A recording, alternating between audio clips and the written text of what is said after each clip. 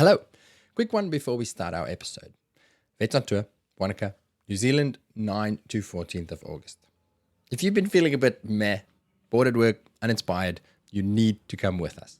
Just the drive from the airport to our venue will reset you. There's this little country pub on the way where we always stop in for our first mulled wine by the fireplace. I promise you, 10% happier by the time you leave the pub. And then our academic program will fix all the uninspired meh in the world. 3 world-leading experts, Prof. Karen Tobias, Dr. Claire Sharp, and Dr. Rachel Corman, surgery, ECC, and feline medicine. And rather than standalone lectures, I've created a really fun program where our 3 specialists talk about the same topics from their perspectives to fill in all the details. Sometimes in group sessions, sometimes with me leading the conversation. It is much more storytelling than lectures. We have our last 8 tickets going begging. Jump on it now. I promise you, you won't regret it. And if you're a recent grad, so that's 23, 24, 25, we have a very special discount deal for you on the conference as well as accommodation. Give me a shout at info@thevetvault.com for more information. Anybody else, I will put the link to vetsontour.com in the show description. Okay, let's get to our episode. You know how I'm always saying that AI note takers are just the gateway drug to artificial intelligence workflows in your practice? Well, I want to show you something.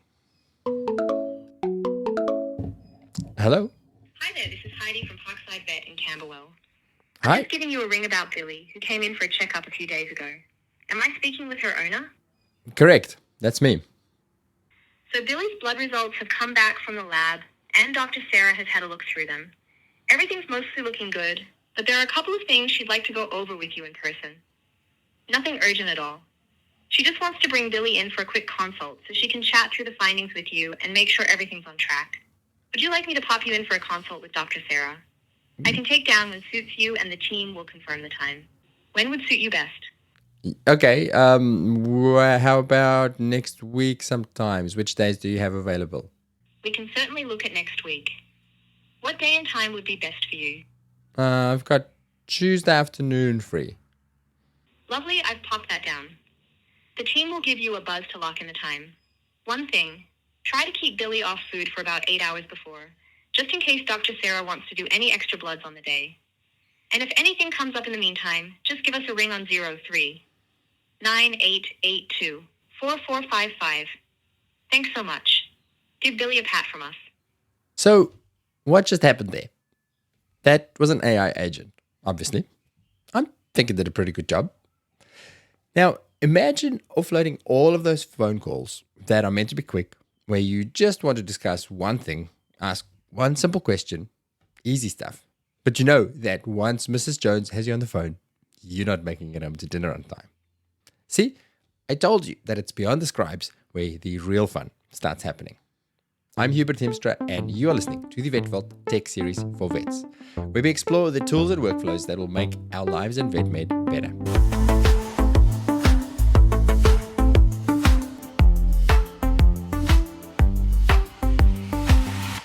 In this episode, we're exploring Heidi.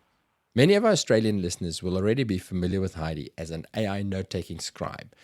But in this walkthrough, Dr. Kieran McLeod, Head of Medical Knowledge at Heidi Health, shows off the cool things that they've built beyond the scribe. Well, I say beyond the scribe, but I've been using Heidi as a scribe for my clinical records for a couple of years now, and in the first 30 minutes of this conversation, I realized that I haven't been using it to its full potential at all. And I learned at least 5 cool new tricks for improving my notes and my workflows, just within the scribe. So if you are a Heidi user or a prospective one, the first 30 minutes of this one is your advanced user guide. Done. And then we get into the fun new stuff, like the comms agent I just showed you at the start, and Evidence, Heidi's new clinical decision-making support functionality, and their nifty little microphone that means you don't need to drag your phone or your laptop around with you all over the clinic, like I've been doing. Okay, let's get into it. Dr. Kieran McLeod, welcome to the Vet Vault. Thanks very much. Yeah, it's great to be on the podcast. Heard a lot of great things about it. I said doctor. I'm so used to saying doctor because I interview all the specialists for the clinical ones. I think you're the first medical doctor we've had on the podcast, so well done. Literally, medical doctor crossing the divide, number one. I feel like I'm behind enemy lines right now, but hopefully we come out the other side with a few vets being like, yeah, those human doctors aren't too bad. But yeah, I mean, vets have been quite a big focus for Heidi over the last little while. But it's always interesting to kind of learn a little bit more of the context, like where the similarities lie between the types of medicine that we practice and where we tend to diverge somewhat. So that's actually a really good segue into the first question I hear most often about Heidi. I hear in the vet space when there's chats about medical scribes or veterinary AI software that, oh yeah, but Heidi's a human med first product. It's not vet first, therefore it's going to be worse. It's not going to understand our language, and it's going to understand how we work. Is that valid at all? Is there any or how? Yeah, how's it structured, vet versus medical? Give me some insight into that, please, Kieran. No, it's a great question, and definitely one that we get on a regular basis. I think when we started off on this journey, like the primary target was like, oh, we're going to do GPs because that was what Heidi's kind of target market was. Human GPs. Sorry, that's a good clarification there. Because that was Heidi's primary target market before we even got into the AI Scribe market. And then we quickly realized that anchoring to like one discipline was effectively limiting our potential to like build a platform that is, I guess, configurable and malleable enough to be used in kind of any clinical setting, human or not. And so we very quickly changed from that like human-centric medicine or like only medical model to trying to support Heidi for the mental health care space, the counselors, administrative workers, veterinary care, because we realized that what people want is a platform that has the right tools that they can use. And so a lot of these tools that are out there, or AI tools that are out there these days, what you actually want is something where you can configure it in such a way to fit your workflow rather than just have someone dictate to you that this is specifically the workflow that must be followed. And so we found that for a lot of the vets that are using Heidi, even though it comes across as this very human-centric clinical tool, that actually it's got all of the tool building blocks for a great veterinary workflow, even though it's not necessarily targeted specifically to vets. I must admit, I don't even see the argument as to why it should be worse. Because I feel like when we first came across the veterinary scribe, or let's say the note taker, the base models that we were using needed heavy prompting and heavy guiding and needed to understand the language. My personal opinion in 2026, the base models are so good. They know stuff. I don't have to say, I remember this word.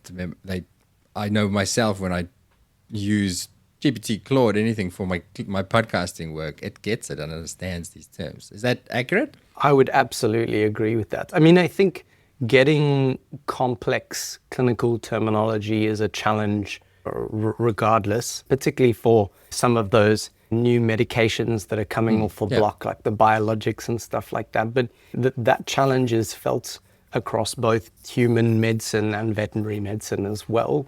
Whereas I think for probably 80 to 90% of the workflows and the types of interactions we have with patients, owners, caregivers, a lot of the terminology is very much the same. Yeah.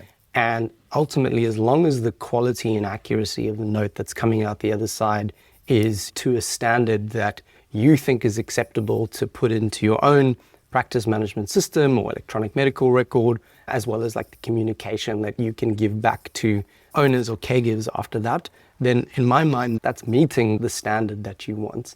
And yeah, the feedback that we've got from a lot of the vets who've been using it is that actually it works phenomenally well. I think from a scribing perspective and generating notes, I think that's been doing well pretty much, maybe not from the beginning, but certainly for the last year or two.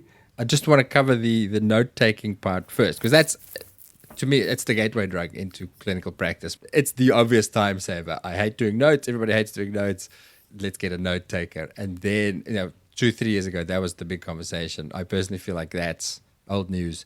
It's like a baseline. It's a minimum. You need a good note taker, but it's the other stuff that adds sparkle to these products. So with the note taking, Kieran, are there any things? Oh, let's go to my screen. So Archie the rat. It is the thing that a lot of people still care about. So let's go over some of the features of Heidi's clinical scribe, the note taker. I'll tell you some things that I like. First thing is the context window that I think a lot of people don't use, that I can actually put background information in here. So if there's a previous history, I could put it in here, and then it builds on whatever it records next in my notes. That's right. So I do like that. Question right here. Is there any way to streamline that, Kieran? Are you integrated in some softwares so that it will automatically pull context? Or is it still, at the moment, I'm still downloading, putting it up here, or copy pasting or whatever? Yeah. So I think depending on like which practice management software or electronic medical records people are using. So for some of the human electronic medical records, we do have that ability to bring in context automatically from a linked patient there. And I think what you may already be doing over there is taking advantage of like the linked patient feature. So in that bottom left-hand corner there where you can see that little avatar with the plus button over there, that over there gives you the ability to link past sessions for a particular patient. So yeah, that one over there. Gotcha. So let's just say Archie the rat had come in with, I don't know, an injury of some sorts, and you had done a session with Archie, and now Archie's coming back for a follow-up. You would then be able to link that session from 2 weeks ago with Archie, and that the context from that session is then automatically brought in there. So this is if I had a previous consult with this patient in Heidi, I can go and look for that one and add. Oh, that's cool. I did not know that. So thank you. Yeah, and I think maybe this often is, I think, an underappreciated one, because I think a lot of people don't realize that if you were to go and just click on the sort of name field up at the top there, so where it says Archie the rat, hopefully, right at the top of the session, yeah, exactly. Yep. So if you were to click on that over there. The linked patient button? Yeah, exactly. You would be able to, again, create a new patient. So just that button that's right at the top there called Archie Rat. And you would then be able to like create a new session and automatically link Archie to that the next time Archie comes for a visit. Ah, cool. So that way you don't need to like copy paste in Archie's notes from last time round. It's just automatically linked into the session. So that's one kind of workflow that I think people maybe haven't utilized as much as they should. And you can connect, I think it's up to 6 past sessions now. So you can kind of get that temporal understanding of like what a patient's progress is over time. Otherwise, in terms of putting things into context, we support a number of different files that you can upload. I think Word documents and PDFs would probably be the most common. Yep. And I imagine for you guys, you're often dealing with quite a lengthy history, right? Mm-hmm. It may be pages and pages. And that is, I think, one thing where doing that file upload really helps rather than just pasting it in there. Because that way you're not having to try and Command A, Control V, or Control C, Control V into the context and everything loses its formatting.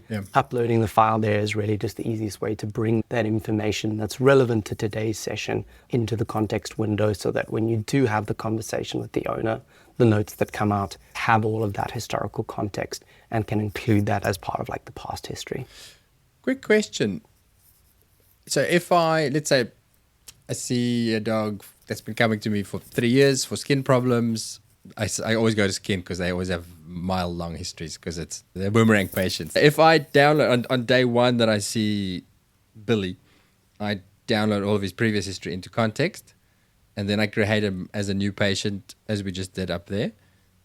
And next time, 6 weeks from now, when he comes back with another ear infection, when I link to the previous visit, it will have that context as the background still. It'll maintain that. I don't have to re-upload it again. So what we try and do is so we won't maintain that full context. And the main rationale for that is basically just preserving the context window. As you kind of have talked to already, like, you know what it's like to go and build in like an AI coding agent platform. You know, context, the more you put in there, the more often it starts to miss details or potentially hallucinate, those kinds of things. And so to try and reduce that omission rate and that kind of hallucination rate, we actually just try and keep the note that was generated from that first session, and we pass that in there. So let's just say you've seen Billy, the dog with skin issues. Session number 1, you upload the context there, you generate a note. Ideally, you should be seeing most of the relevant detail for Billy in the note that has been generated. So you've been seeing him through this. This was the treatment you tried in 2013. This was the treatment that you changed to in 2018. Now he's on this treatment. And so that note should then be the starting point of your care for that patient in Heidi. So next time you see Billy, that note is then in there. Okay. If you are looking for that kind of like in-depth detail and kind of extracting like the core details from that uploaded document, there's a workflow that I can show you using Heidi Evidence where you can then bring that into that first session note so that you don't have to keep re-uploading that PDF with Billy's history. Okay. And it's something that you can do like after the fact, basically. Okay, let's park that. I definitely want to learn about that, but when we get to evidence, I'm just going to make a note here so I can ask about the workflow. All right, let's stick to notes for now. The other thing I like about Heidi is the plus button here. So there's the veterinarian's note. So transcript, which is the whole unedited transcript. The veterinarian's note is Heidi's baked in summary of it. And then I can make whatever output I want. So I've got my own templates that I use. So you just plus, and I like that I can create multiple outputs from the same transcript. So I've got my basic template that I like. And then I can go. I will say the other thing that I really do like is that I can just use basically simple AI to, even if I don't have a template for it, I could say, hey, summarize the basic premise of this for client handout, even if I haven't created a template before, and it will do a fairly smart one on that. So that's really nifty. Am I missing anything there? No, I think you've got it pretty much down pat. I mean, one thing that I always like to emphasize here, because I think a lot of people don't know like why we've decided on like a note and then like multiple documents, because people were like, but why do you have like note and document as like a differentiation? Yeah. And the main reason for that is that I think one of the biggest bottlenecks in AI scribes in general is speech to text. So the actual transcription model, because sometimes you've got maybe a heavy accent, maybe there's a dog barking in the background, and as a result, maybe a term gets muffled somewhere, and that then shows up in your note. Now, the last thing that you want to happen is for, let's just say, a medication name to be misspelt, and that to be propagated on to all of your downstream documents. So in the way that we kind of architected Heidi, we made that note like an anchor, a source of truth. So although you've always got the transcript being passed as an input to all of the documents that you may generate downstream, that note is also a place where you can go and make corrections to then prevent those errors propagating downstream. Okay. So again, the veterinarian's note shows medication is insert muffled misspelled term. You can correct it in that, and then when you generate your a basic note over there, that would then ensure that it actually captures the correct term. As it pulls from the note, not from the transcript when you... It pulls from both, but the way we've designed it is to say, like, if there are corrections that are made in the note that differ from perhaps the spelling that is evident in the transcript, use that as like the clinician making edits, and therefore like the corrected version of whatever term it is that's been changed. Cool. Now, I just noticed something. I'm probably going to learn a lot. I'm one of those, because I've been using it for a while, I probably haven't been actively learning what's new. So I think you're going to teach me some stuff. So when I added a new one here, when I also create a document, new smart dictation. I haven't used that. What's that? So I think for a lot of people, they have often like a very specific idea of what they are wanting to create. Often it's got a specific format that they want to follow, and they don't want to go through, I guess you'd call it like the hassle of like creating a template for that. Maybe they don't want to just let the AI kind of take the wheel and generate it in a format that they're not used to.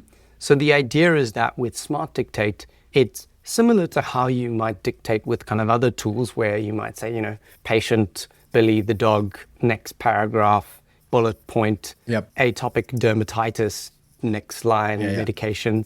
You can do that, except rather than having to do that kind of line by line thing, you can just say, can you put together like a letter for me, Billy? Like I want it to start off with, dear, insert owner's name. I then want a paragraph that says like, re Billy the dog. Next paragraph, I wanted to have the heading medical history and bullet points of the relevant treatment for each medical condition there. In the following paragraph after that, I wanted to have this. And so you basically have a much kind of finer grained control over what that output looks like, because you're effectively dictating a letter, but you can be a lot more kind of fluid in that it's not your exact words coming out on the screen in front of you. Gotcha. So it basically just gives a lot more control to the user at the end of the day to get the format of the documentation that they're looking for. So that, if I use the smart I don't want to do it now because I worry that's going to mess with our sound for the podcast. Because Heidi's going to want microphone access. Is that still going to use my transcript, context and everything? It's not just I'm dictating a letter word for word and it's cleaning it up for me. It's still, I can still say, use the veterinarians know, use that information to produce that, and it will. So basically, it's like I have a secretary sitting next to me, and basically just saying, "Hey, I want you to be able to, dictate this particular letter for me." I want to try that. Speaking of smart dictation, you don't have a feature because again, there's always some editing. Like if I look at my final output, and I want to, usually I need to take stuff out, which is actually a real benefit. When I started using AI note taking, I was like, it's just, these notes are so long. It's much more than I need. And I realize more and more, my notes are so much more complete now. And I actually I'll split my notes into the first half. That's why I like my template, is summarized and short. And that's for my colleague, for the next person who has to see the case. And then below that, I have all the details, which is for the vet board, but also for the AI for the next context. So that I have all that information. I heard somebody say the other day, you can't practice good medicine without good clinical notes. And that's, I'd say, the understatement of the century right there. If anything, medicine, you live and die by the notes that you write. Yeah. So it's a whole paradigm shift for me. It was always, when I was hand typing notes, as short and succinct as possible to save my time and to save time for the next vet who has to read it. But then a lot gets left out, so that for those complex cases, it's not in my notes, versus now it has it all in the notes. Anyway, editing notes, if I do want to make it shorter, you don't have like an AI editor if I need to change a sentence and go type in. I'll tell you why, because my current workflow, because I've gotten so allergic to typing that I don't want to type at all anymore. So I now have on my Mac Whisperflow. For anybody who doesn't know, it's an AI voice to text thing. So I will now just edit with Whisperflow. If there's something I've missed or I forgot to say it in the notes, or it's something in my consultation I didn't mention this and this finding, so I'll click on the right spot and just go into Whisperflow and then talk again. There's no built-in thing like that in Heidi, is there? Well, here you're very lucky, because actually there is, and it's something that's been released very recently. Now, tell me, are you using the desktop app or are you using the web app at the moment? I'm currently on the web app. Okay, all right. So if you were to, and I'll double check, are you on a Mac? Yep. Cool. So if you were, this hopefully it doesn't hijack but let's have a look and see. Basically, just hold down the tilde symbol that's just next to the one on your keyboard, and then start talking from there. You just make sure you clicked on the actual session over there and see. So that's the key that's right at the top, next to the left of my one. Yeah. So as long as you've got your cursor clicked on there. Let's see what happens there. Some stuff happening, and let's say patient has a firm abdominal mass in the cranial abdomen, moderately painful on palpation. Perfect. And give it a second to process. As long as your cursor is in the session, it should add that right in there for you. Oh, that's cool. Yeah. So I can cancel my Whisperflow subscription. If you start using the Heidi desktop app, okay, you can access that dictation from anywhere. On the desktop app, we use the function key for that. So that's the sort of globe key in the bottom left-hand corner. Same as Whisperflow, right?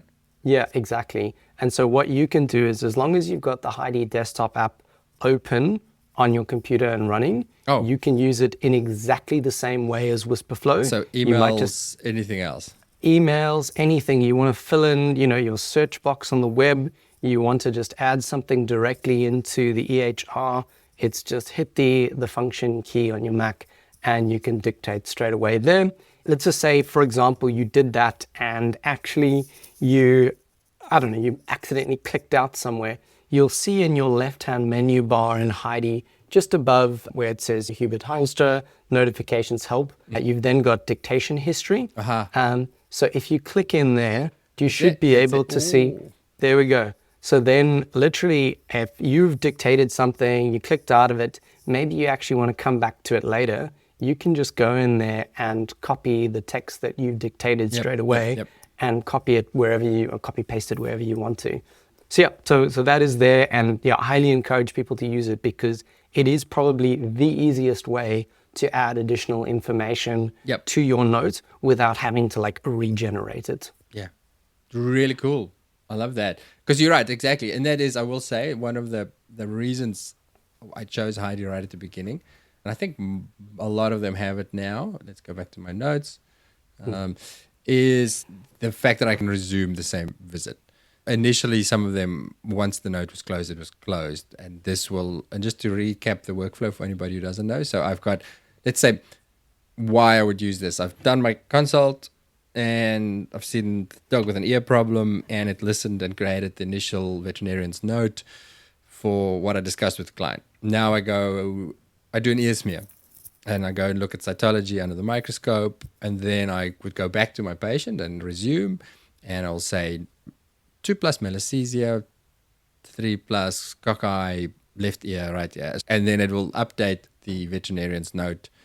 Typically what would happen, so help me with this, because then if I wanted to include that into my final notes, I have to regenerate. I have to click a plus there, create a document, and redo that same template. But are you saying instead of doing that, I could just go in my note, go to diagnostics, click the little wavy button, whatever it's called next to the one, and just speak that in, and it'll add it there. Yeah. Okay. So look, I think it really does depend on like the nature of the edits that you are making. And this is precisely why we added in something like this, because sometimes you want to make a number of different changes. Maybe you want to add information, maybe you want to correct some information.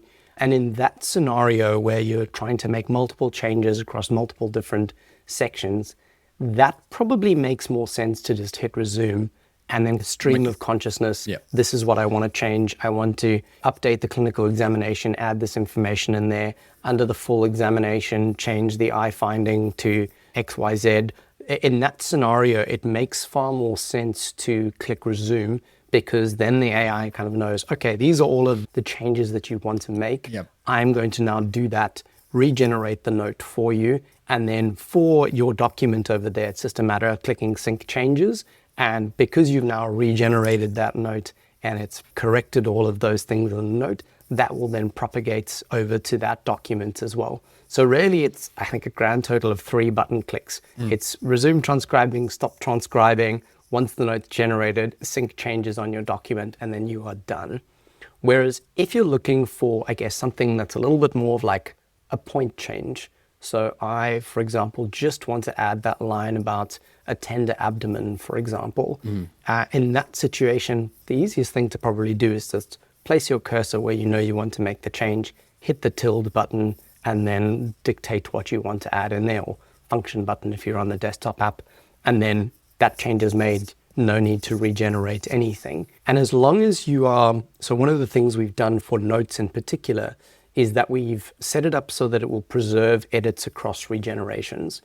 Initially, when people started using Heidi, they got a bit frustrated because they might type out a few changes to, say, their examination or something under the note. They would then resume transcribing because they actually want to add in a whole lot more information. And they would find that those edits that they had made got lost.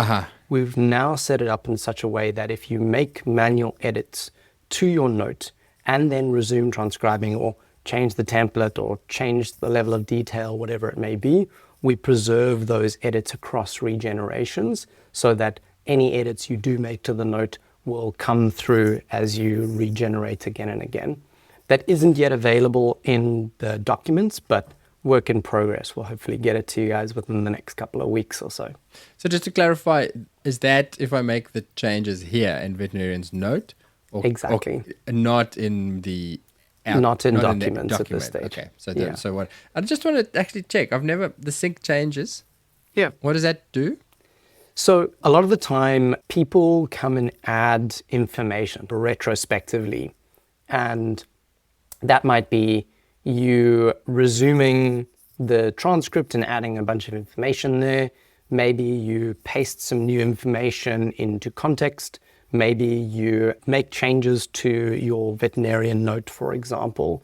If you make any changes there, that sync changes button shows up as kind of like a staleness marker.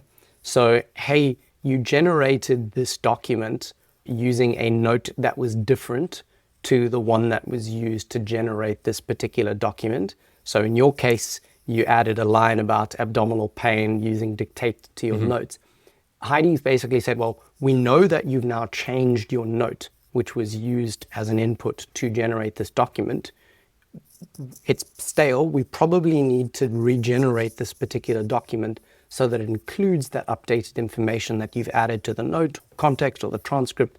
And basically clicking that just regenerates the document to ensure that you've got the most up-to-date context in there. That's cool. So I don't actually have, because up until now, what I've done is, I've got my HHAA basic template here. And if I've added stuff, I would have added a new document and recreate that. I don't have to do that. I can stick to the one I have. You can stick to the one you have and just click sync changes there.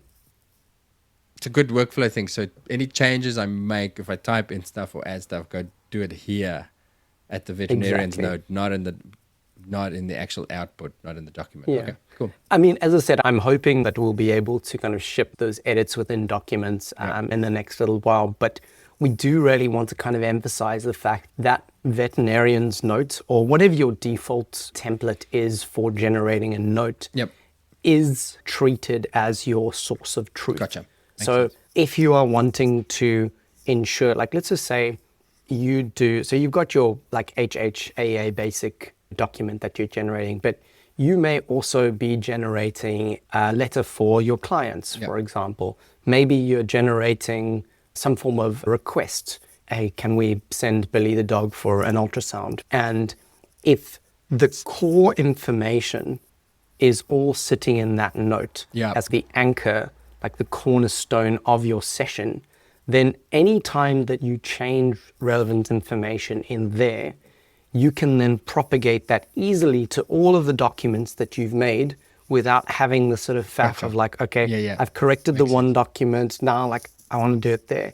Correct it in one place, the veterinarian's note, and then just tab by tab, just click sync changes, and all of them will update to now include that updated information that's in the note. Same thing with adding to context or adding to the transcript, etc. And saves you having to go through the hassle, plus button, create document, type out the same command, etc.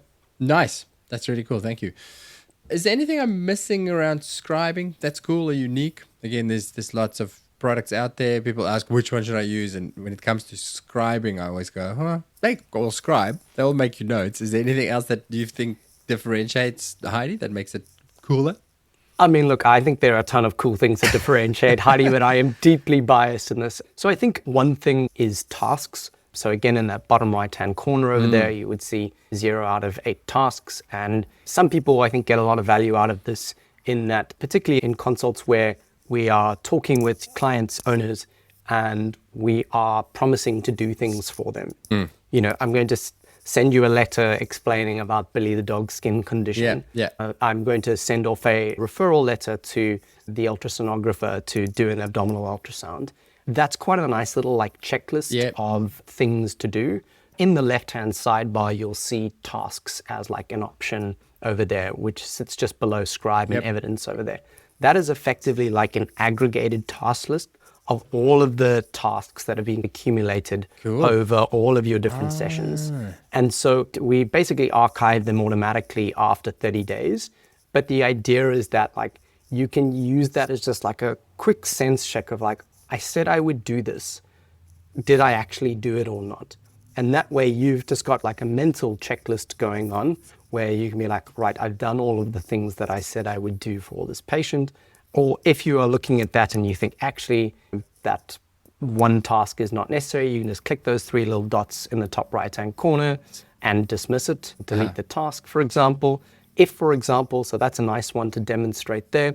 let's just say you actually said you were going to generate a letter for this particular patient. If you see, I don't know if you've actually got a documentation task there, but you should see that you can actually generate documents directly from those tasks.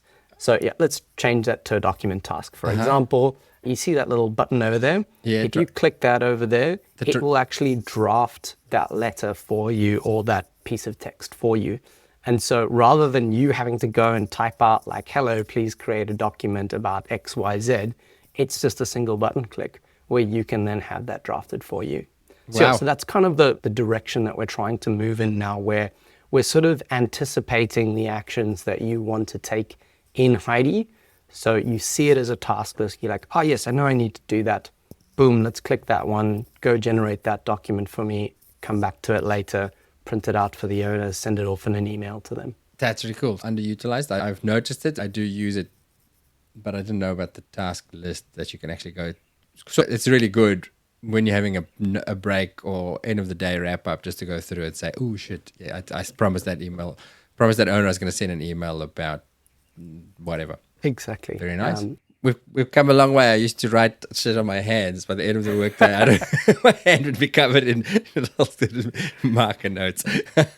You mentioned something there about sharing. That's something else I've often wondered about. I think you guys have a feature. I've seen it, but I haven't used it.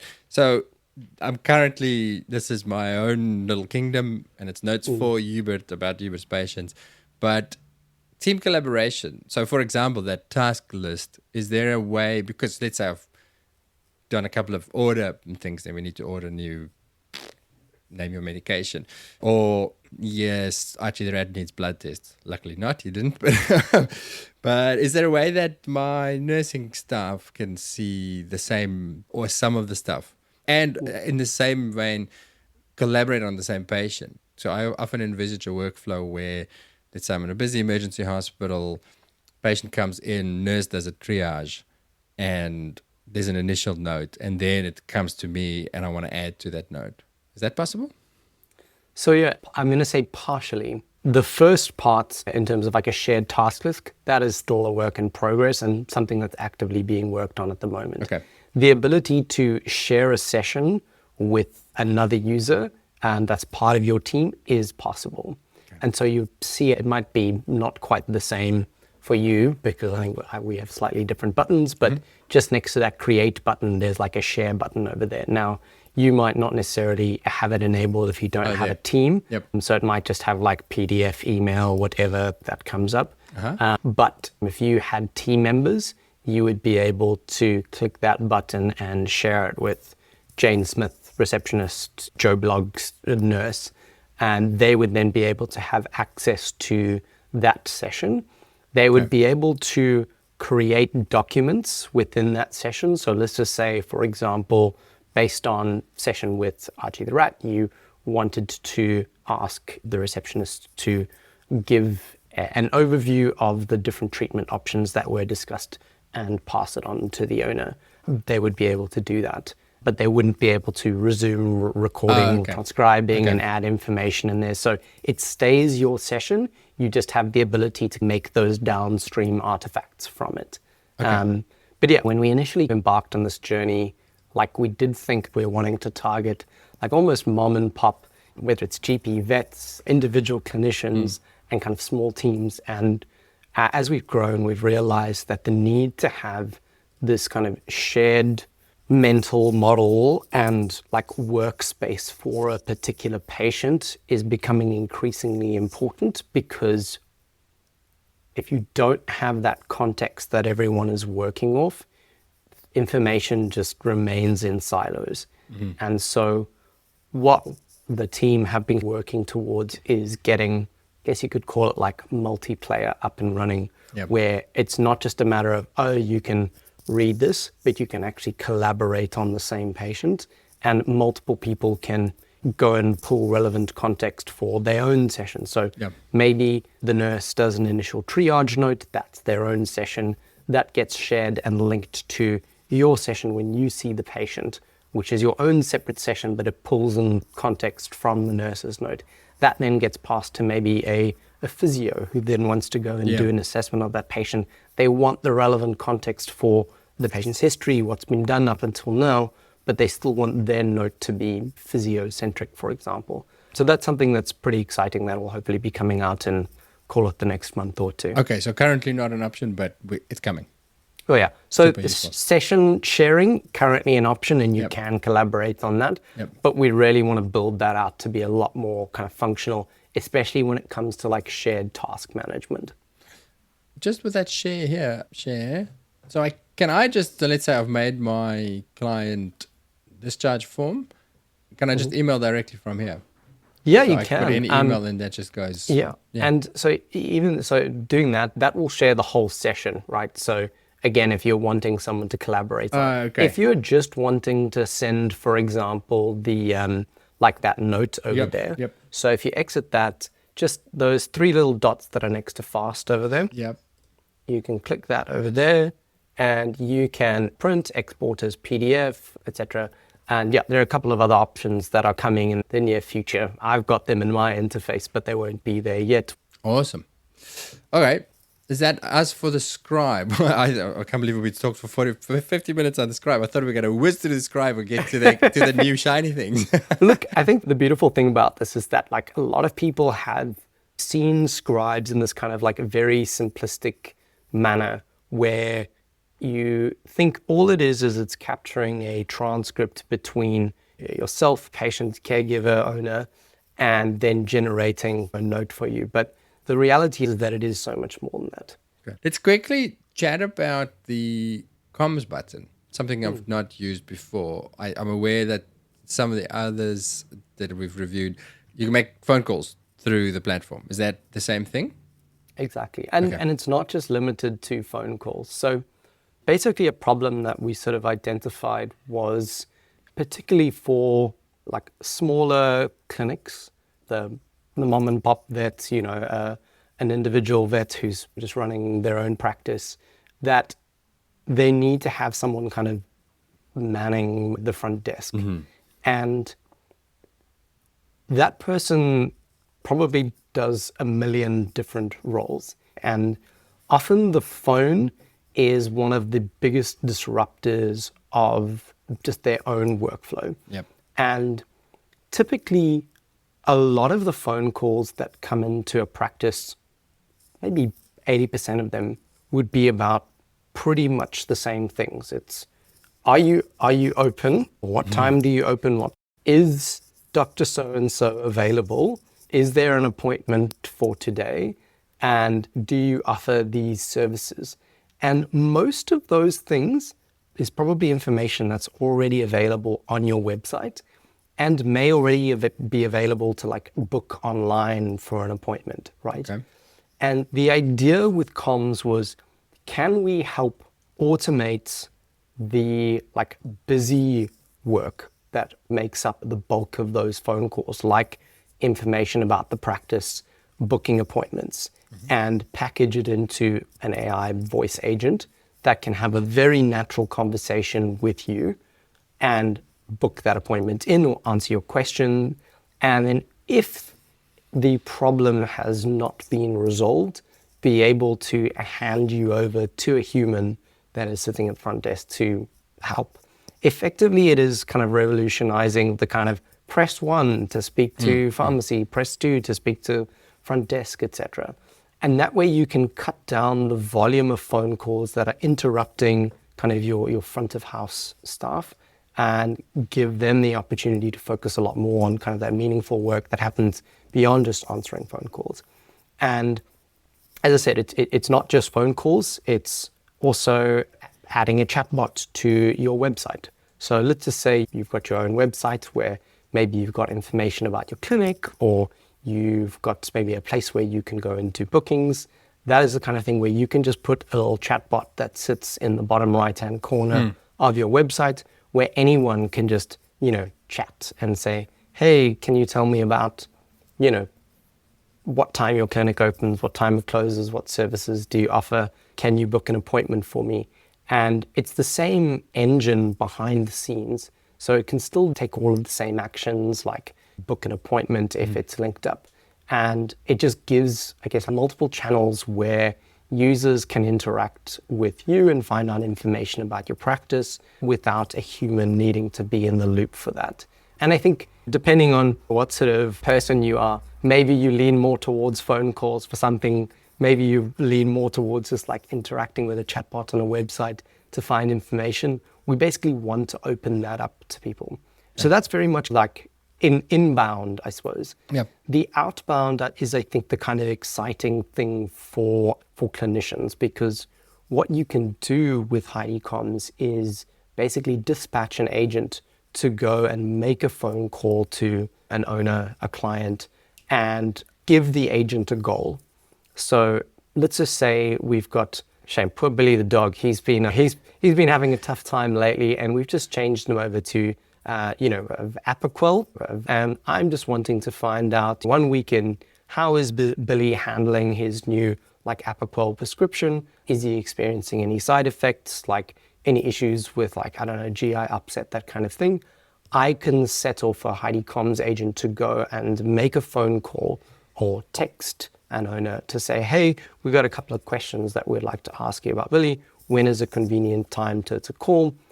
If they pick up the phone and they say, hey, look, sorry, it's not a good time to talk right now. Can you call me back at 5:03 p.m. on Friday, the 5th of June? The agent will call the patient back, or the owner back, at 5:03 on the 5th of June to then have that conversation with them at a convenient time. And so again, it's hopefully taking some of the load off your shoulders where you feel you need to make sometimes very quick follow-up phone calls to find out information. And instead you just get a nice summarized version of what happened in that phone call between the Heidi Comms agent and the owner about the check-in with Billy the dog. And if you see anything in there that kind of seems like, okay, actually maybe I need to follow up with this, you can go in and then actually go and talk to the patient from there. So that's the idea, is that we handle both inbound and outbound. And hopefully the idea is that on the one hand, we're relieving a lot of time for, again, front of a house clinic staff, but at the same time off your plate, because you're not having to make those phone calls yourself or delegate it to someone else to do. Heidi Comms agent can do all of that for you. This is so cool. I didn't know this. Not to get super technical, this is way beyond me, but this is obviously voice over VoIP, so internet calls, right? It's like a Exactly. WhatsApp or Facebook Messenger call. Is it a complicated thing to set up for a clinic? Is it a hardware setup? How easy is it to get going with this? So obviously not, I can't do this straight away. I would have to speak to you guys and say, yes, sign me up for this. Yeah. In terms of the setup, it's actually pretty straightforward. So we provision basically a phone number for you just to get started with. And then it's really just a matter of configuring the agents for what you want them to do. And it really depends on what the goal is. And so I think the starting point for a lot of clinics that use Heidi Comms is, hey, I just want something to man inbound for now. And so effectively it's just creating the agent's goal and the kind of prompting around it. And again, if you've built agents and skills in Claude Code, you know what the basic shape of it takes. It's like, this is who you are, this is what your goal is, here is your knowledge base. And then it's just a matter of giving it that knowledge. And for a lot of people, it might just be, this is the website, let's get the information from that. And you just bake that into the agent's knowledge base, so that if there's information that is sitting on your website, your agent now has knowledge of that, which means it can answer any questions that are possible. You can then also outline what you want that agent to be able to do. So maybe you want to be able to set it up so that it can book appointments. We would obviously need to have an integration set up with whatever your booking platform is. Now, again, in the land of human medicine, there are a couple of booking platforms that are used across the board, and therefore it's relatively easy to set some of those up. It obviously becomes a little bit more challenging in these kind of more niche specialties where you might use software that is completely different and you may not have that integration. But we've done a lot of work to try and invest in effectively a forward deployed engineering team that if you're interested in using comms, we will go out to your clinic to figure out okay, how can we set this up so that you guys are set up for success from the get-go? So quick start, you can get going, but if you really want to maximize the capability of those voice agents, then it is a matter of sometimes working a little bit closely with us to make sure that those agents do exactly what they're supposed to. I'm so fascinated with the outgoing because, again, well, you were a clinician as well, but very often I just want to tell you one or two things. I don't want to get engaged in a long conversation about all the stuff again. Everybody listening to this veterinary immediately goes, yes, exactly that. So what does that look like? Like, do I choose the voice, what it sounds like? So I don't want some robotic in Australia American accent to call and say, this is how selective can you be, and what does it sound like as a user experience? So the client will get a phone call, they'll answer their phone, and it will say, hi, this is an automated service from X. It'd literally be like, hi, it's Heidi calling from clinic, calling on behalf of Dr. Hubert. Does it say that it's an AI, that it's an agent, that it's an AI? Yeah. Well, it identifies itself as Heidi. And I mean, I think if you're wanting to define it like, hey, identify yourself as Heidi, AI assistant for Dr. Hubert, you can get it to do that. Yeah. Otherwise, people are going to think it's a person, and then exactly, that gets a bit confusing as well. So we've got voices that have Australian accents. I can't remember what the sort of selection looks like off the top of my head at the moment, but in the different countries that we serve, you can choose from a handful of voices that have accents that are specific. Do you have a South African accent, Kieran? That is a good question. I'm not actually sure that we do. I mean, if anything, maybe I should be putting my hand up to say like, hey, can I be the Heidi voice for the South African agent? Hello, I'm Heidi. Exactly. So I think that is a very exciting use case. And I think at this stage, I think most clinicians have, as you mentioned at the beginning, like they've taken the sort of gateway to AI. The Scribe is the gateway drug. And now people are starting to explore what else is possible beyond that. And I think voice agents are still kind of in the early days of figuring out. I think in some, like in places like the States, they've become a lot more commonplace. But I think the Aussie market has taken an approach where like, well, we want to be a little bit cautious here and make sure that these things are working as expected, that we've got like the right safety and guardrails in place. But I think that is maybe just like a representation of the appetite from the market. I think the technology is there. And so in that case, I do think that over probably the next 6 to 12 months, this is going to become something that's much more common. Because why not? Why not save yourself, 30 minutes a day? It's a big shift. I understand the caution. We don't want our clients to be offended or go, there's a lack of care from that clinic or something like that. But on the flip side, the reason I am interested in all the AI technology is the reason I have a VetVelt podcast is we want to talk about being happy in our veterinary careers. And if we can take away the stuff that makes us unhappy, like making that phone call an hour after you're supposed to be home and Mrs. Jones is going to tell you all about Fluffy's walk this morning and it's peed 7 times and you do not feel like it. And having something that's professional and clean and gets in and out and so I can go home, to me, it's a no-brainer. You've got to experiment with it. There'll be pushback, but the reality is people will also get, in the next couple of years, that is how we will communicate. An agent's going to call you. It's not going to be some person from India anymore. It's going to be an AI agent. That is where we're going. So anyway, that's my little rant.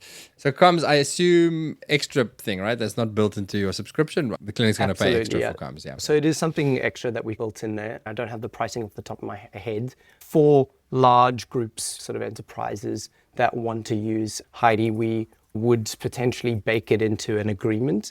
But for the average kind of pro user, I suppose, we would have that as like a separate subscription. Yep. Okay. All right. Let's talk about Evidence, your clinical support tool that one day miraculously just popped up on my screen. Basically, I was taking a history and it was like, do you want some advice? I was like, oh, where did that come from? This is new. This is exciting. Tell me a little bit about it. So I think we realized that the Ask Heidi that you saw was primarily intended for use as like a documentation tool. And that actually what people were looking for was something that might be able to answer like medical queries or surface guidelines and stuff like that, because we saw that a number of queries were coming through of that nature. Now, initially we were like, look, that's not exactly what our intended use is. So we had to put the right guardrails in place initially to stop those queries from coming through because it hadn't been built for that purpose. But we realized that it may be in our best interest to try and start building a product that could help surface knowledge or evidence. And so that is effectively how evidence was born. And I think, and you maybe can give me a bit of context about what it's like working in the veterinary space, but I certainly know from my clinical days, it used to be a matter of, okay, I've got a patient coming in with something.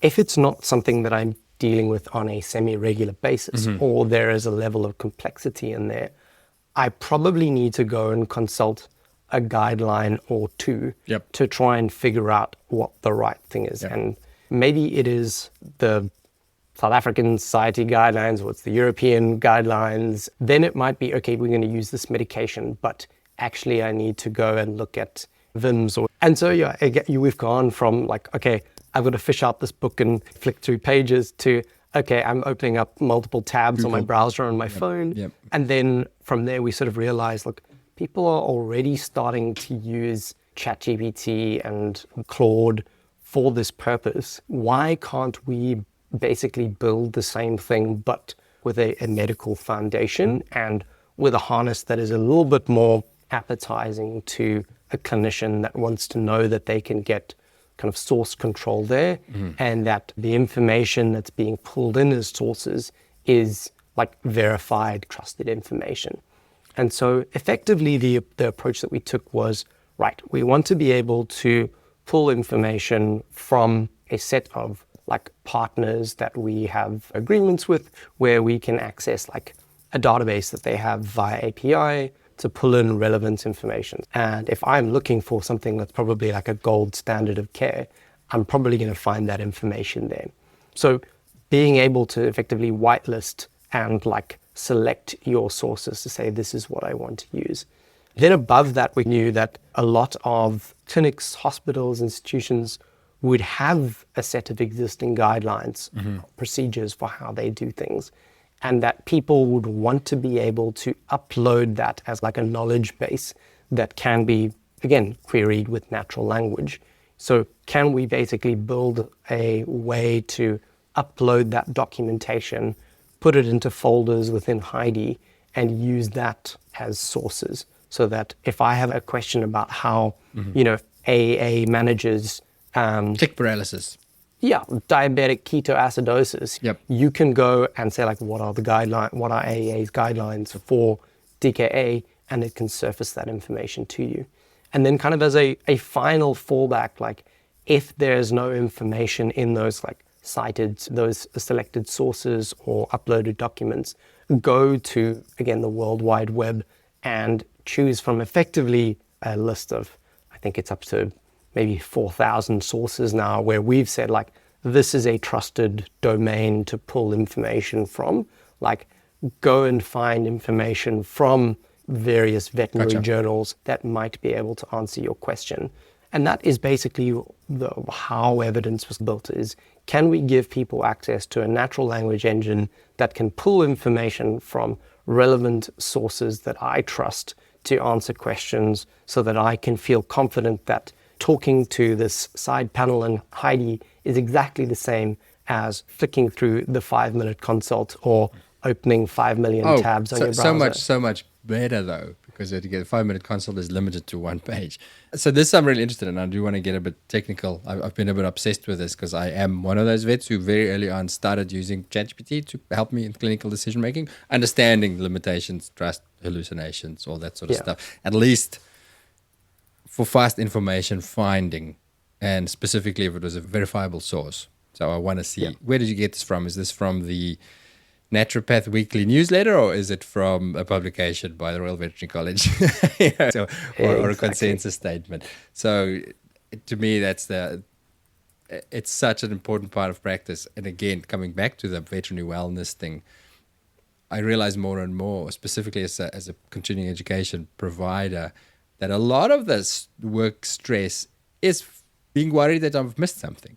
Have I messed this up? Have I missed something? I would almost be happy to call a specialist on every single consult to say, just double check me, just a little bit of hand holding. And I do feel like this is an opportunity. It's not a specialist before any specialists get offended, but safety netting, double checking, that sort of stuff. Just to understand what's under the hood, so how your evidence works. Do you know, if you mentioned partners, something that I do often wonder about with using large language models to get access to information, would that take me behind the paywall for publications? So, because a lot of the newest information or consensus statements, it's in a journal or something that I can't access me as an individual, unless I pay for access, unless I'm a subscriber to that. Does this take me behind that paywall? Like, does your LLM, is that able to go and get those full articles for a selection of them? Yeah. So again, it does actually depend on kind of like the partner, right? So for some of them, like with the agreements that we've got in place, it would be able to give you some information that would usually sit behind a paywall. Okay. For others, like you're still going to get blocked. Okay. And so again, that is quite dependent on like the partnerships that got in place. Others like are moving towards partners where they want you to, log in with your, I don't know, call it Elsevier account. I don't know if Elsevier was actually the one, but like they want you to log in with this so that we know that you've got access to it there. So it really does differ depending on the actual evidence base that we are working with. Okay. So we're talking about clinical support here. I am a big fan of using AI to help me find information fast. But we all know that sometimes all of the textbooks and consensus statements in the world won't give you the answer for that case with its unique quirks and complications. That's why at the Vet Vault, we have our specialist support space, where you have direct access to a group of specialists to ask your tricky case questions. Hey, help me understand this. I'm stuck with interpreting this blood result or that radiograph. What's my next step? It's a $15 a month subscription that lets you ask as many questions as you want. Go to thevetvault.com to find out more. I will also put a direct link to the sign-up page to this service in the show description, because there will always be some problems that AI can't answer for you. Okay, back to Dr. Kieran and Heidi. The other question I had, what's the model that does the thinking for me? Who's the base model? Do you have multiple, or what do you use? So we, I guess, pride ourselves on the fact that we never want to tie ourselves to a single model, and so it's evolved and changed over time. We never reveal quite what our secret sauce is, but effectively, like we use a mixture of like open source and frontier models to power it, with the idea that we try and use the best model that is available for the task to try and balance like speed, quality, and cost as well. Of course, yeah. Because, the last thing you want is to be sending something like Opus 4.8 off to answer a question that is actually just super simple. Can you reformat my note into this? You know, that's a job for a far lower level model. Yeah. And so what we try and do is effectively some internal routing to send the task to the right model for the job. So clinical query, that's simple information retrieval. What's the dose for X?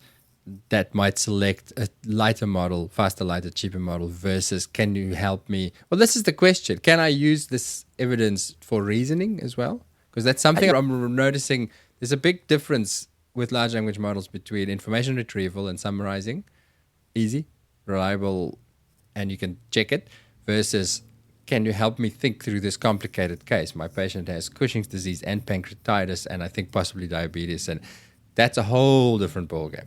That's a different ask of the LLM, of the AI. Absolutely. So look, I think the way to think about it is that the primary use case for this is information retrieval. Okay. But you can use it to talk through a complex case and use the retrieved information to help validate or answer questions that you might have in kind of a step-by-step fashion. I think big move for us was going from single turn or like one shot ask Heidi like, hey, this is my request, here's your output, to multi-turn conversation where I know you're probably not going to be able to answer all of the questions that I have about this particularly complex case in one go. Let's see if we can go through it step by step. Now, it goes without saying that final decision making always rests on the clinician. They are the ones that are putting their names behind that decision, giving medications, creating orders, etc. But you can use Heidi Evidence as that kind of thinking partner and as a way to help validate your own assumptions about how a particular animal or patient may be cared for. Okay. You mentioned earlier a workflow for that sort of thinking. I have my complicated patient with a mile-long history. I know I've tried this. It's really cool. I can download my full PDF history, drop it into context, and then go into evidence and chat to it and say, help me with decision making, or how do I use this sensibly and intelligently? Yeah. So I think probably one of the workflows that we have found works really well is uploading that document for your first session with Billy the dog. You can just go straight and generate the note with your transcription straight away. Often that note is designed to be relatively succinct and to the point. Like, you don't want necessarily like ancient history in all of its detail in them. And for the note for that particular session that goes into your EMR or practice management software, you can still use the initial note that Heidi generates. But let's just take that scenario where Billy the dog is coming for follow-up and you want to have Billy the dog as a linked patient. You want that context to be brought through. I would basically then go to Heidi Evidence and say, I want you to dig into the context that's been uploaded here. And I want you to create a comprehensive overview of Billy's journey over the last 10 years, whatever it may be. So that you've got that temporal picture, you've got all of the details about which medications were changed. These are the blood results from 2013, 2018, 2025. So evidence can do that really well because it's taking that much more agentic approach. It can work in steps and kind of preserve context through each term, and therefore basically come up with an answer at the end, which is far more complex because it can go back and read the PDF multiple times to then build out that summary. I would then get the information from that, copy the output and paste it or just append it to your note in Heidi. So that initial note that you have for Billy the dog or Archie is now in there. And every time you want to see Billy next time round, as long as that session is linked in there, you will have that as part of the context over there. But the beauty of it is that it is a much more distilled version of that. Some people upload 50 pages of PDF documents or Word documents to context, and that's a lot of context bloat. What you want is to basically take the key information out of that, remove the unnecessary formatting, the page labels, those kinds of things, get the key information, have that in a note, and that way it's accessible whenever you link that session to a new session that you do with Billy. And I can chat to it to extract specific information. If I have all that context and I want to know, again, back to my skin patient, it's the first time I've seen this dog, but it's been coming to the clinic for 2 years. I want to know, have we ever tried this dog on prednisolone and does it get side effects? I can go and query the history and it should go through it for me. Absolutely, you can. And I think for a lot of clinicians, they may have a set of questions in their mind where they want to go and ask a specific set of questions or find out certain information. And it may just be something that's very basic to begin with, tell me about all of the different medications they've been on, what medical conditions have been diagnosed, what imaging has been done, any surgeries or procedures that have been done. And you can effectively create that as a shortcut within Heidi. So in Evidence, run that as a shortcut first time you see a new patient, get that summary out, and then be okay, so I know that this patient is now on Apoquel, but I want to know how much corticosteroids they were given and for what length of time, because I'm worried that maybe they're going to develop Cushing's or something like that. You can use Evidence as that kind of thinking partner to go and dive into that information, because it is a information retrieval engine. It's been designed exactly for that purpose. Phenomenal. I'm going to share again. So if I click into the actual evidence button, so there's evidence within each visit and each patient, so it automatically has that as context. But the evidence here, look up, work up, treat, prepare, write, fill form. What are those different buttons doing for me? Yeah. So basically, like lookup is, hey, I'm wanting to go and do, let's just say you're an academic, for example, and you're wanting to find out more information about a certain treatment protocol. That's the kind of thing where you want to go and do looking up information. Workup might be, okay, right, I actually want to go and work up a particular patient. So we've got Billy, we want to go and try and figure out like, what do I need to do to make a diagnosis, okay, for what the cause of his condition is. And honestly, I think the reason that those buttons exist is far more to showcase what evidence is capable of. I think far more often people use it just free text typing. But I think often people are underutilizing what this engine is really capable of. And so this is basically a way where we can show people like, these are all the things Heidi Evidence can do. Try and use this as inspiration. So are these, if I did click one of them, is that basically just a prompt, a pre-filled prompt? It's just a prompt. It's just a prompt to say, okay, but I can do the same thing. I do, again, just highlighting here the sources button. So if I click on that, clinical web, curated clinical summaries, drug references, and health authorities. So this is, curated means you guys have a back-end prompt that sends the model towards specific sources, literature and guidelines, peer-reviewed journals, systematic reviews, and clinical practice guidelines. I can switch that on. And then my library, if I've uploaded my, as you say, my own protocol for, in our clinic, we treat this way, that's there. I can select which I want. Yep. And all of the above. Okay, cool. Yeah. And so what you can see maybe here is that if you click on library in the like top left-hand corner, yeah, there we go. If you click on there, what you can find is documents and sources. So the way we sort of differentiate that is that documents would be like internal protocols and guidelines, and sources would be like, again, I want specific domains knowledge. So this is actually maybe a good segue, because we were talking about like what veterinary sources we have there. So let's just maybe go to sources and click create your first collection. In there, you'll see that you can, let's just say, type veterinary. Well, I will try something. Cool. Vetfeld's not in there. What are you guys doing? Lift your game, Heidi. I was going to say, we'll have to have a conversation after this to figure out how to get Vetfeld in there. Veterinary affairs. Okay, so there's wow. Okay, that's it. That's amazing. So basically, you can add, I think, up to like 100 sources there.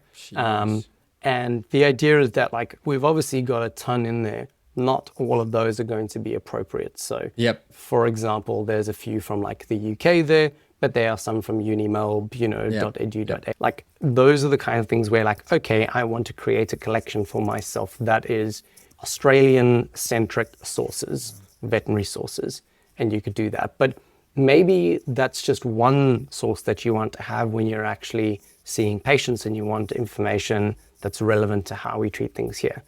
But perhaps next week you're actually wanting to do an academic paper and you're wanting to go and do a literature review on a new treatment that is coming out or for a study that you're doing. You may want to have a source collection that actually is global, because there's probably a lot of existing literature that may be relevant to your research, in which case you might have a collection that is specific to, say, I don't know, veterinary cardiology, for example, or endocrinology, for example. And therefore you want to have an expanded source list to include global sources, but you wouldn't want that necessarily for day-to-day actual clinical work with patients that you see. So that's how you would then like configure your evidence base, for lack of a better term. And documents, I can obviously upload my own stuff over there. Exactly. And so over there, I mean, again, you're obviously just operating as an individual, at least in your Heidi account, but if you were part of a team, you would be able to have like the team owner decide, right, these are the documents that I want to be available for all of my team members, so that you don't have the, I guess, friction of saying like, hey, all of you need to go and manually upload these 260 documents that can be uploaded once, and then every user just pulls from like the same data store. Okay. Amazing. Can I ask you about I've only seen ads for this, but the little hardware recording thing. So again, back to workflows. I actually personally, I know there's a Heidi app on your phone. I carry my Mac with me. So I record directly on my Mac. It's in the console with me so that I like just having the one platform. But I have often wondered about that. Before you guys had that, I was like, that would be, because you see all these ads for Claude and all these other recording things. So what's it called? Give me So this is Heidi Remote over here. The story behind it was that from the beginning, we realized that there was potentially a hardware play here. Mm-hmm. And a lot of it was to do with the fact that not all microphones are made equal. I'm sure I don't need to tell you that as someone who's got the nice microphone set up in front of them. But we realized that a lot of our users sometimes had trouble with transcription accuracy because they were using really poor quality microphones. And so we realized that the only way to control for that was to own the hardware that's being used to transcribe that, to ensure that we are giving users the best quality transcribing experience that's possible. So that was the first reason why we went down this journey. The second one is if you're on the go, which you often are if you are working in a veterinary clinic, and so you're often not sitting at a desk with a nice mic setup like you've got here, which means that sound is all over the show. And we realized that people were using the mobile app to try and remedy that. I mean, that's what it's designed for, is the idea that you can like take your phone on the go, place it on the table and get information captured over there. But if you really want to have good quality, you actually have to have your phone up here. And so Heidi Remote came about because you can effectively fix that to your like collar, your lapel like this, and have the microphone right close to you at all times. It works regardless of your network connection. So you could be in the basement of a hospital, you could be out in rural Queensland where there is no 4G, no 5G, and it will still be able to transcribe your consults. The transcription happens locally over here. There's no dependency on... In the device itself? In the device itself. So when you come back to your device, like so in Remote itself, when you come back to your desktop, computer, your phone at a later stage, it will then sync all of those sessions that have taken place on Remote to whatever device, like partner device you're using, whether it's a phone or a desktop.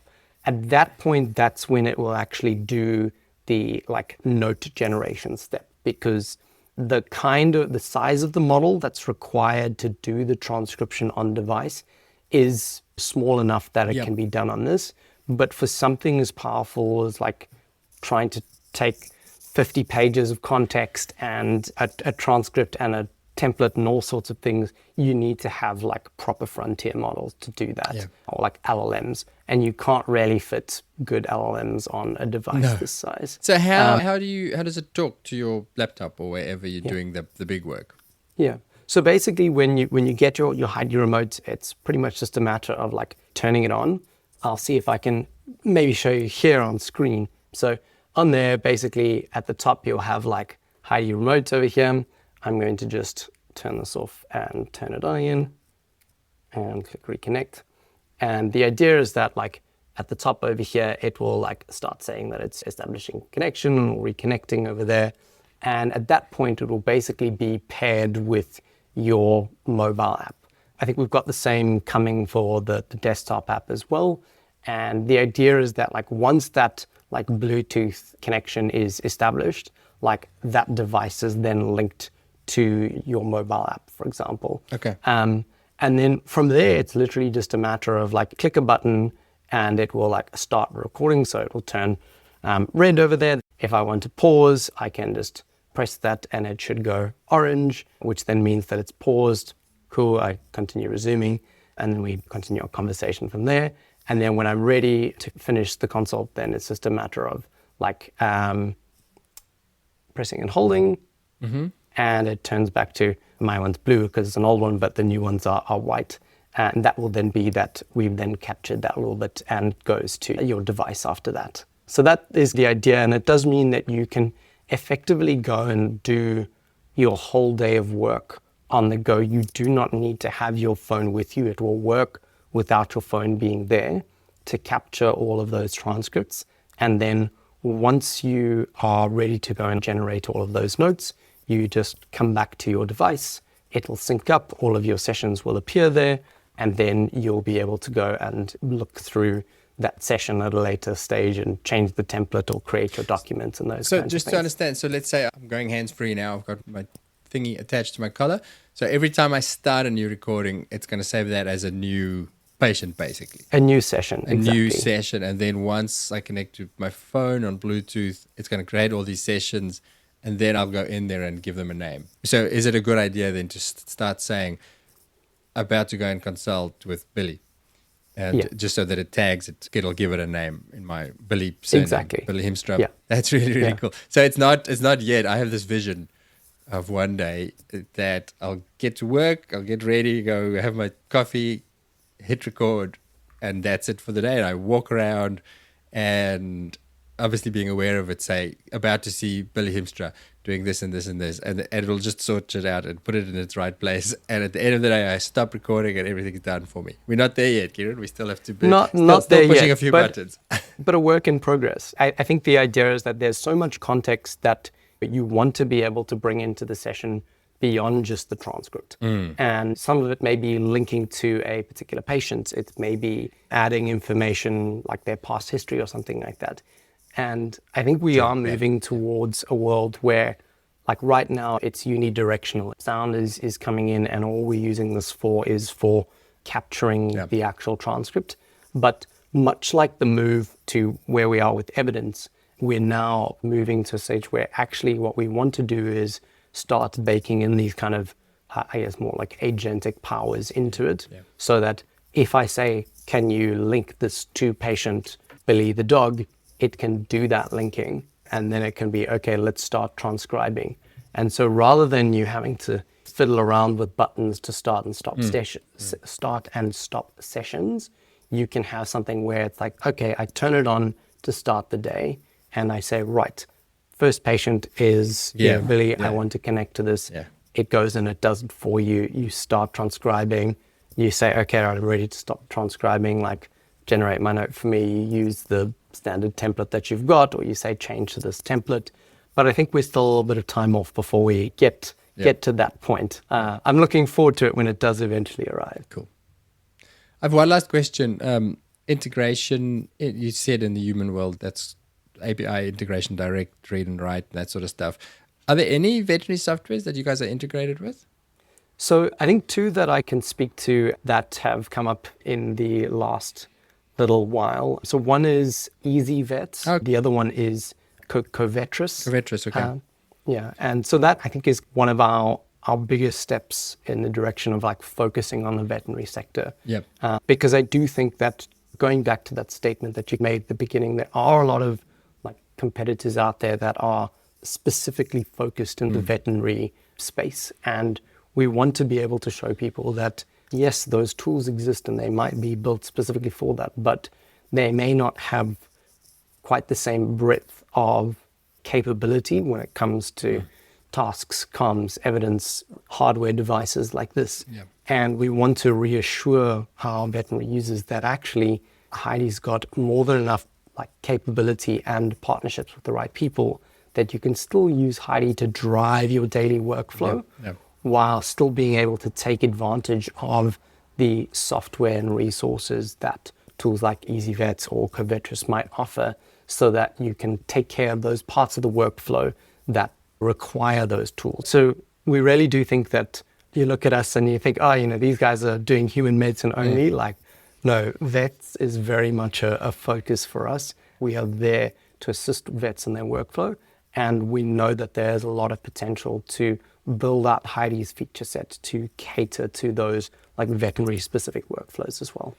Phenomenal. Kieran, I'm done with my questions. That was such a thorough walkthrough. There's so much more to it. It's like your iPhone. There's so many things that you never even touch that you didn't know it can do until somebody shows you. So I appreciate the time. Is there anything I've missed out on that you want to highlight still, or do you think we've covered it well?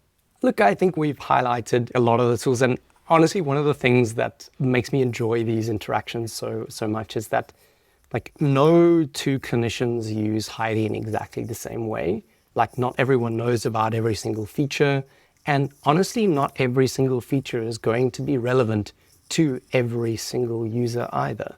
And so what you actually want to have is this setup where you feel that Heidi has given you the tools to be able to do your workflow, and that those tools are easily discoverable so that you can build the setup that makes the most sense for you.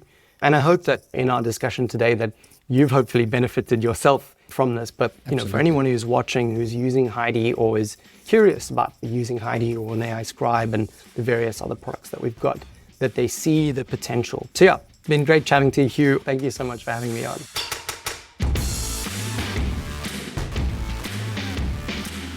Before you disappear, I wanted to tell you about my weekly newsletter. I speak to so many interesting people and learn so many new things while making the clinical podcasts. So I thought I'd create a little summary each week of the stuff that stood out for me. We call it the VetVault 321, and it consists of 3 clinical pearls. These are 3 things that I've taken away from making the clinical podcast episodes. My light bulb moments. 2 other things. These could be quotes, links, movies, books, a podcast highlight, maybe even from my own podcast. Anything that I've come across outside of clinical vetting that I think that you might find interesting.